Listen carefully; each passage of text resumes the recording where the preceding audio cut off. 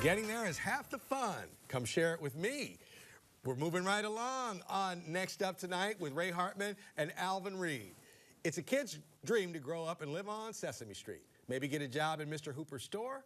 Well, tonight we have a guest who does work on Sesame Street. You may not have seen him, but you've definitely heard him right here on 9 PBS. He's the voice behind stars such as Big Bird and Kermit the Frog. You can hear him as Sergeant Floyd Pepper in the new series on Disney, Muppets Mayhem, and he's a graduate of Webster University's Sargent Conservatory of Theater Arts, Matt Vogel.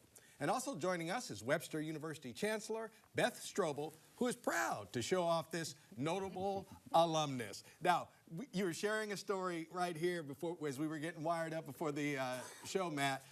Tell the world what your last name means. My last name is Vogel, and which is German. And Carol Spinney, who was the originator of Big Bird, he played Big Bird for 50 years. And I was his understudy when he was 65 years old and decided, I think I need an understudy now. This was many years ago. And I had never met him, and I hadn't worked for Sesame Street yet, but I came in to meet him, and when I was introduced, and they said, Carol, this is Matt Vogel. Carol's eyes lit up, and he said, Vogel, your name means bird. This may be the job for you. And it turns out it was. Okay. All right. I think I had an in, though. You had an in. I had a little bit of an in. There you go. I charmed him with my name. So, all right. So the opportunity comes along. You're going to be the voice of Kermit the Frog. And, you know what, Alvin, let me just real quick, because if I don't, I know that there are some Muppet fans out there that are going to go, the voice, he does more than the voice. They do more than the voice. So being a Muppet performer is more than the voice. Being a Muppet performer is being an actor and being a technician of the job. So we do the voice, yes, but we also have the puppet on our arm, and the puppet is up above our head, and we are doing the same thing at the same time, and looking at a television monitor that shows us what you're seeing at home. So everything's backwards, if you can imagine that. Yeah. But, yeah. And so we're called Muppet performers, and we do it all. Okay, I did not know that. I know. Most people think it's just the voice. You were just the voice. No, I'm the actor that plays Kermit the Frog, Big Bird, and the Count. All right, so when you first started this, are you thinking to yourself, I'll be doing this for however many years that we're going to be doing it? Or no. Obviously, you had to be old enough that your voice didn't change. well, first of all, I never knew that being a Muppet performer was a job. And by that, I mean when I was a kid. I was a first-generation watcher of Sesame Street, first-generation watcher of The Muppet Show, and I was a huge fan. I was so inspired by Jim Henson and by The Muppets, and I was just fascinated with them. It didn't matter what it was. I just wanted to see The Muppets. And so I never knew that it would be a job until later on in my life. But I also never thought, if I ever make it there, I'm going to be Big Bird and the Count, and I'm the Kermit, and I'm going to take these characters on. That wasn't my thought ever. Oh. Okay. Real quick, how old are you, if I may ask? I am 52. Okay, all right. I've got ties older than you. And I was actually shocked to hear that Kermit's voice wasn't just Kermit's voice. I didn't realize there was somebody voicing Kermit, but apparently there is. You have a... So wait, so what do you mean? What do you mean by that, Ray? I mean, I just thought it was Kermit. I just thought it was Kermit. I didn't know there was a voice. Yeah, I like that. But you bought into it. Yes, no.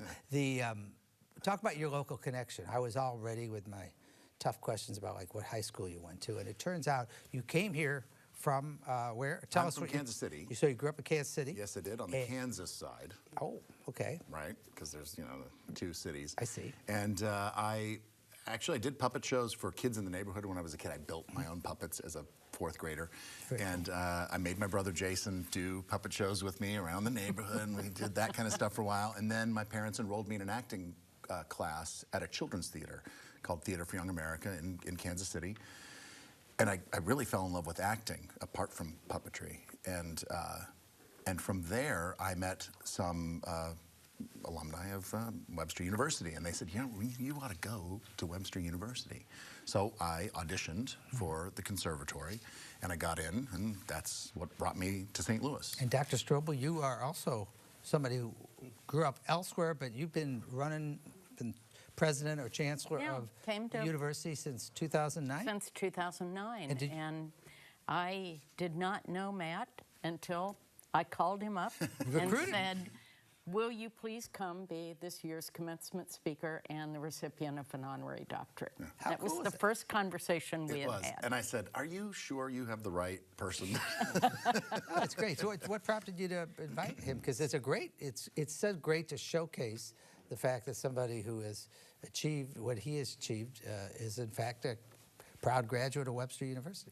Well, and what I really like about it this year, there's so many things to like. The fact that you're so accomplished.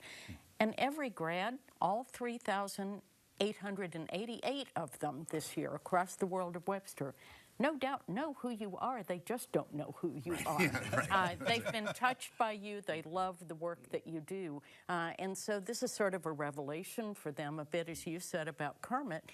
And one of our students that's graduating this year made your name come into nomination. Really? A staff member and a graduating student, a music major.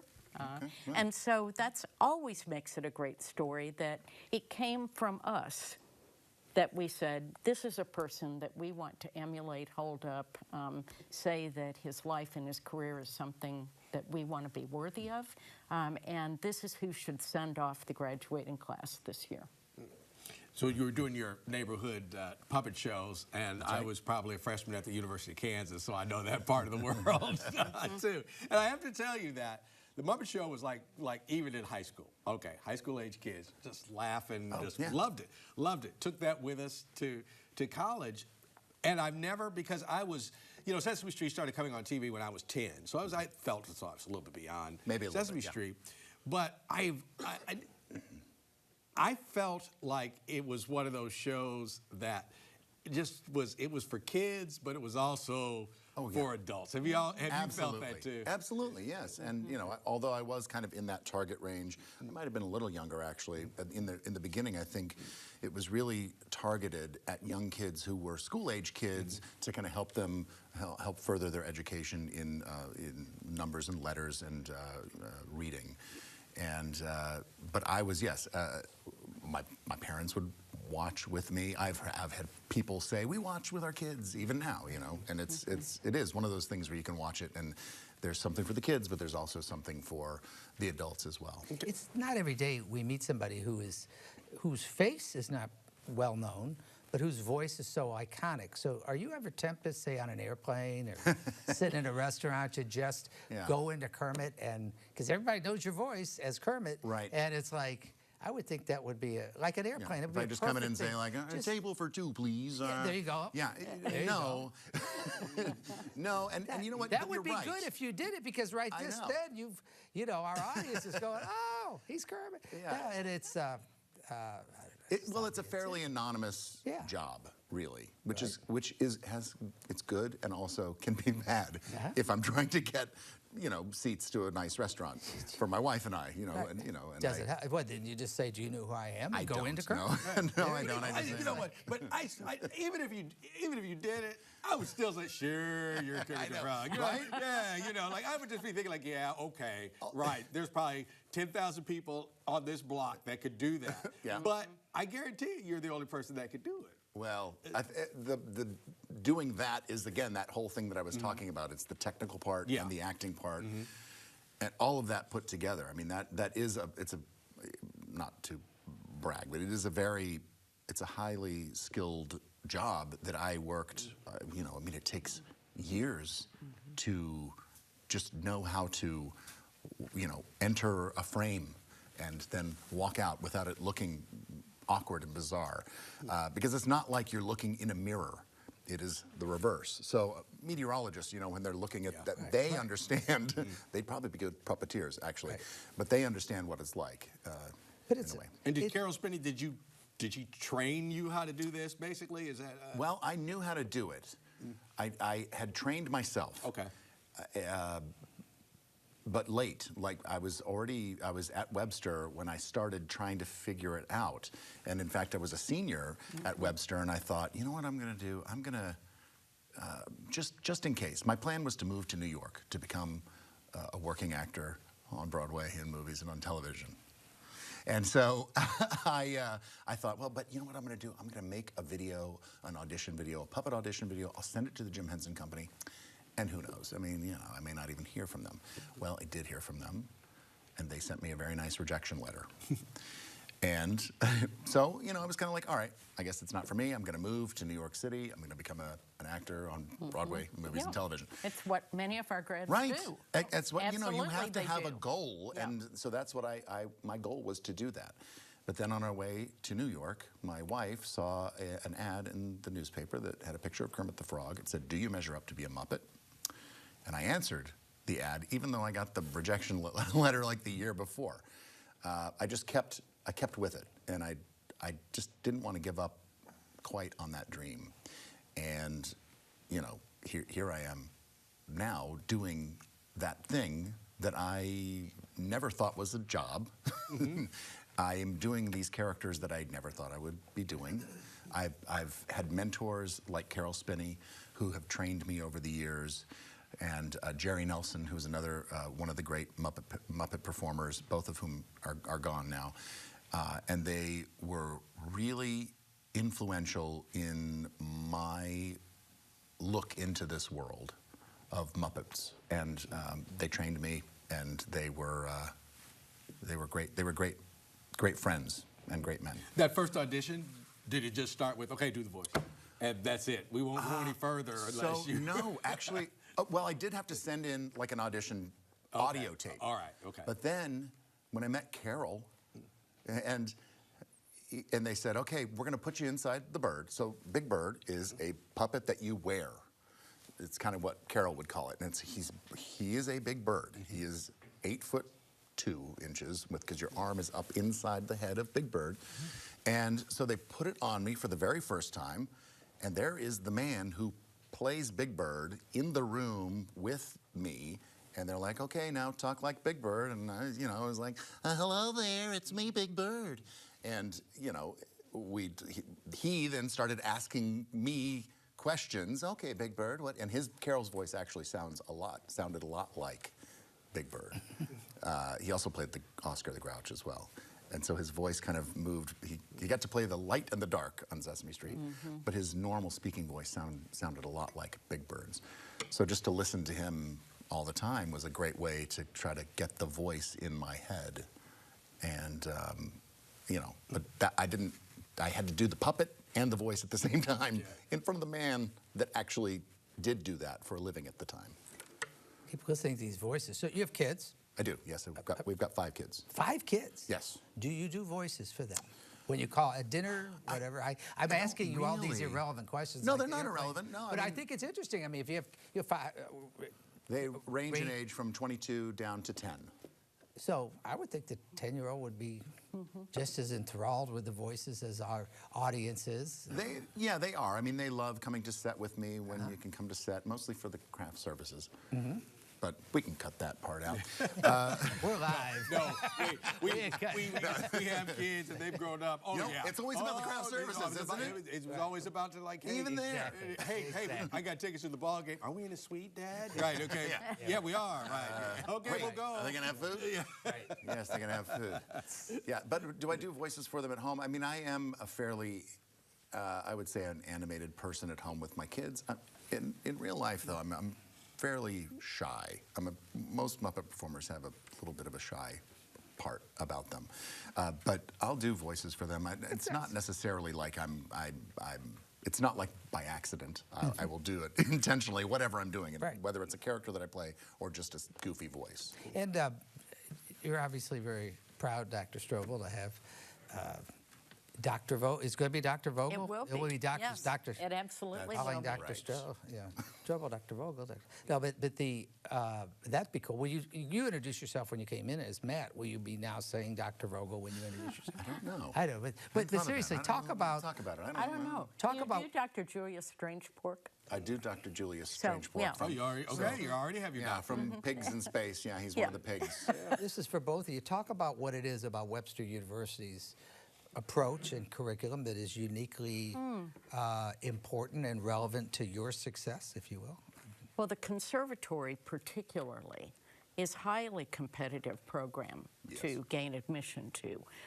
We audition people all over the country, and it's only a very small number of people that apply that actually get one of those seats in the conservatory. So you have to be very good to even be admitted. And then, because the program is designed to give you lots of real-life professional experience with all of our partners, and we have many, certainly the Rep and Opera Theater and the Muni and Shakespeare Festival and others outside of St. Louis, students come out from an undergrad degree with an exceptional degree of professional experience that's not without, there are not programs that do that, and that's our hallmark. And for me, it's so relevant to what I do now, because the Muppet performers, there are not a lot of them. So my graduating class was, I believe, 15 people, and we would learn everything. There was a lot of collaborative learning. There was a lot of discipline and, you know, how to move your body vocally, everything that you can imagine in order to build a good working actor. And so I do use those lessons today when I am working with the Muppets. And I'm working with about, 15 or so other Muppet performers. And, because we're the people that are the Muppet performers, they're the only performer of those characters. So I'm the only guy that plays Big Bird. And then there's the other guy that he plays Elmo. And we all do multiple characters, but there's not like two people that play Elmo. Okay. Toast to the late Nancy Harvey in Webster Groves, Missouri, because that's I did a thing called Arts for Children Theater. So I was going to go into journalism, but I really loved being on stage, and it comes in handy when you have to act, like right on the show sometimes. Yeah. You've been acting all this time? Sometimes, yeah. Okay. Muppets Mayhem. What roles do you have in that one? Well, Muppets Mayhem, now streaming on Disney Plus, all 10 episodes. Yeah. It is kind of unique for us because we do play a host. Every Muppet performer plays usually a host of characters. So I have like about 15 characters that I play with the Disney Muppets. But for this particular show, we are focusing on the Electric Mayhem Band. So that's Dr. Teeth and the Electric Mayhem, who were the house band on the Muppet Show. And we have 10 episodes to tell their story. And the first season really is about the fact that in all the years that they were a band and still are a band, they never recorded an album because they forgot. And so this is really their story of how they get to the point of, possibly recording that album. And in fact, they do record an album. I know this because that album is coming out on Friday. It's coming at the actual, like an actual vinyl album. Okay. Really? Which is really cool. Oh, how fun. It is, yeah, it's really great. It's very exciting, so. Okay, so Animal had a commercial, was it Geico? That had a, and I was telling a lot of people didn't know what that was about. I said, like, that's a Muppet character from the Muppet Show. Yeah, I mean, we tried to get out there and do some things that are relevant to the Muppets, and that was one of the things that kind of we connected with. And Ray, another thing that I think, and it's really how I connected with Matt, is that our faculty maintain a connection with the grads through their entire career. So it was the former head of the conservatory that was able to get me the cell phone to make the call. Very cool. Yeah. And so it is a tribute to the program, the quality of the program for sure. That's Friday, and then Saturday you're going to be? Saturday, delivering the commencement address. Saturday morning at the Loretto Hilton Theater. People want to come, I assume they still. We're sold out. Are you sold out? Yes, so we have about 1,000 graduates here in St. Louis, but 6,000 guests who have already snagged the tickets. Yeah. So we will live stream it, so it can be watched on live stream. You're not nervous about it, are you? No. Good. Not yet. Okay. Now that you've mentioned it, I'm getting a little nervous. I just created it. No, now it's going to stay in there. No, I don't think I am. I mean, I feel pretty comfortable with what I feel is important for me to say to the graduates. And I'm going to have my family's going to be there, and some really close friends are going to be there to share that day. And I'm really excited about it. What's next in your career? Next in my career I mean, is you're well, obviously very busy. We can yeah, see. busy. I'm gonna. Any thoughts about any long-term things you want to share? Well, I am extremely interested in continuing the legacy of the Muppets Right. and continuing to get them out there in other shows, in different kinds of shows that will attract viewers of all ages. A really important thing for us is that we create family shows, and to continue the legacy on Sesame Street as well. Any chance of the Muppets coming back on television? Weekly show? I'm hoping. You know, I mean, we've got this show first, the Muppets Mayhem, and then from here we'll see what comes next. Okay. Do you mentor young actors or just young people? I do. Well, I'm the puppet captain on Sesame Street, so that really is just a fancy, very fancy term for meaning that I'm the person that needs that kind of looks out there in the world for up and coming potential Muppet performers of the future, and there are some out there right now that we're training and mentoring to become the next generation of Muppet performer. And about how old would they be? Various ages? Yeah, they're in their 20s and 30s. Okay, all right. What's the they're all- title again? I'm a puppet captain. The Muppets Puppet Captain. Yes, that's right. Okay. Someday I hope to become. Do you have like business cards that say? I puppets? I actually Puppet I captain? do. You Puppet do? captain, yeah. Puppet I captain. have one with me, but yes. And you know, it's just a term that, I don't know, just to make me feel really fancy. So, all right, you did the movie, but if you were doing a show, let's say a Sesame Street, how long would it take you to do the show? Is it over 3 days? Is it you do 2 a day? Well, that's a great question, Alvin. Every Muppet project that we do is different. So Sesame Street is 26 episodes, I believe, is what we have, that we shoot new content for. New street stories is what we call them, and that's about a 9-minute segment at the top of every Sesame Street episode. And that takes us, it takes 1 day to shoot one episode, which is really fast-paced for television. We're shooting about 13 or 14 pages in a day. Now, Muppets Mayhem, we shot an episode. I believe it was about 5 or 6 days to shoot an entire episode. So it just depends on the project. It depends on the complexity of the project, where you're shooting and how you're shooting things. Sesame Street's a 3-camera live cutting show. Muppets Mayhem was a single cam that they would edit later, etc. Okay, It takes a little longer, depending on what project it is. And are they relative at all? Do you feel like that doing the Muppets Mayhem was kind of the same, or just a different animal altogether? It was. I mean, it's what makes it the same is the people that I work with. Okay. They're the same. They're the same kind of group of people, and All right. not just the Muppet performers, but we have found that next circle out.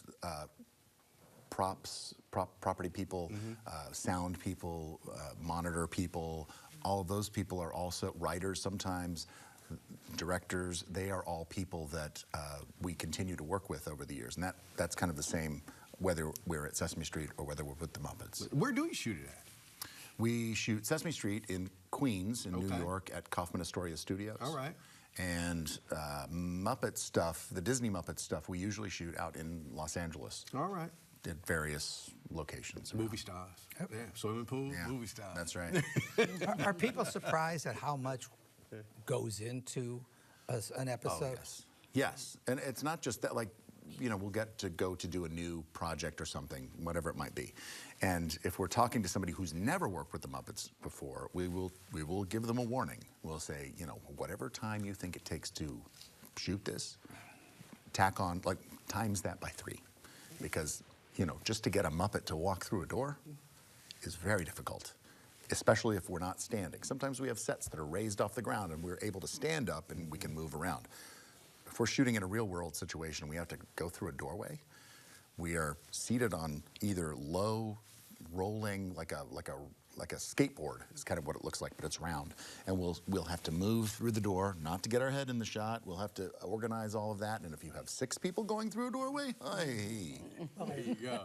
settle in, because it's going to take a a while. Our show, Donnybrook, it takes us 30 minutes to do a 30-minute show. Pretty much so. But that's our option. That's Yeah, it. when I first started doing it, it's like, That's hey, it. the show is 27 minutes, Yeah. and you have 27 Yeah, minutes. exactly. I said, okay.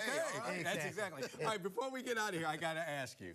This young man comes to the Kansas City Chiefs, and he turns out to be the greatest quarterback ever. And the first thing people said was, he sounds like a Muppet. Now, when you heard that, did you say, like, it doesn't sound like a Muppet? Yeah, I was like, I don't hear it. Speaking of Patrick Mahomes, and he does Yes, have of a course. unique voice, and that was one of the does. things that was said. Like, he Yeah, it sounds was. like a But Muppet. someday I'd love to, meet him, and maybe we could do a little interview with Kermit and with Patrick and see how that There you go. transpires. Are you Would you Chiefs do that fan? in St. I am, Louis, yes, please? absolutely. Yeah, let's figure it out. Emery, you're listening.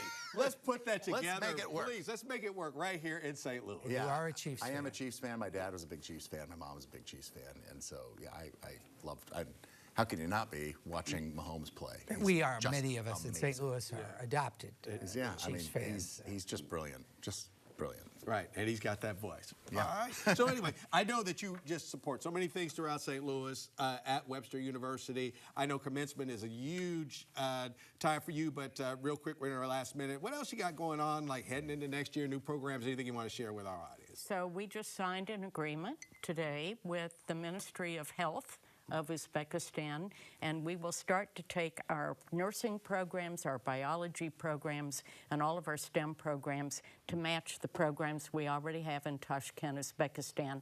We have 3,000 students in Tashkent, Uzbekistan, and they like what we do. And now we'll do STEM work there. So that's on the horizon for the coming year. And I will make a trip next weekend to our Leiden campus. It's their 40th anniversary, and I'll go to their commencement. So it's a season to celebrate. really It's is. life is good. Well, thank you so much. I mean, it's just, I learned so much, but this one was fun learning, just like Sesame Street and the Muppet Show. Thank you guys so much. Thank We'll you. see you next week on Donnybrook and Next Up.